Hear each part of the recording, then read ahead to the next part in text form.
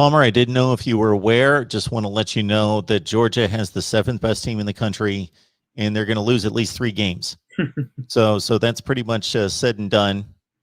I am quoting the ESPN Football Power Index before anybody gets mad at me at declaring Georgia is the 7th best team in the country. That's going to lose 3 games, at least 3.2 to be exact. So the FPI is out, and certainly raises my eyebrows in a number of directions. That being one, considering that I would say, as it stands right now, Charlotte being located where it is, Clemson being what it is, and Georgia bringing back, as you've outlined for us, more talent than what was expected at the end of last season based on draft decisions, and most of those going the Georgia way, that's a 50-50 toss-up. And if anything, I'm going to give Georgia a slight edge in that game, actually. And then looking through the schedule, they're the best team by far, with only a challenge from Florida. And there's the possibility of the South Carolina type upset. Of course, everybody goes out there and plays every week. But my goodness, I think that's a bit distorted in regards to wins and losses in terms of them being the 7th best team in the country. I think they're clearly one of the 4 best teams in the country, without a doubt, myself. Yeah, that you mentioned 9.5 wins, I think was the expected total there. Let's say just worst case scenario for Georgia fans' sake, they do go out and they lose to Clemson, they lose to Florida. The sky's falling in Athens. That still puts them at 10 wins, and so I would take the over there on 9.5. Like you said, that you could obviously see any of those upsets. You got to go out and play the games every Saturday, and obviously an upset could happen. I don't think any Georgia fan was expecting to see South Carolina come into Athens and beat them a couple years ago. But I do think Georgia is probably one of the top 5 teams in the country, maybe top 4.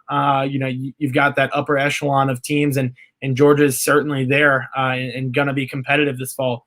I don't know how much stock I would buy in the current FPI there. But it's certainly interesting to watch and interesting to see kind of what those predictive models have for Georgia. Because I think expectations are really high here in Athens. And so, it's interesting to kind of look at it from a national standpoint of what everyone else is saying. I am scurrying to try to find the 2020 FPI preseason. I haven't been able to find the exact chart, but I found an article that outlines it. Georgia was number 10 preseason. I was going down the list. I was thinking, where are they? Number 3, number 4, number 10? They were 10th preseason last year. Again, well, I think you're looking at that.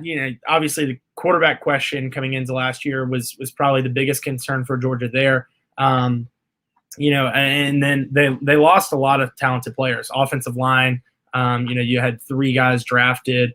Like I said, you were replacing Jake Fromm. I think expectations were really high for the defense last year, more so than the offense. And I think there was a lot of, mystery and uncertainty about that offense, given the fact that they were bringing in a first-year offensive coordinator, Todd Monken, and Georgia fans were really hoping that he had control of the offense rather than Kirby Smart. But, there wasn't a ton of clarity on exactly what it was going to look like.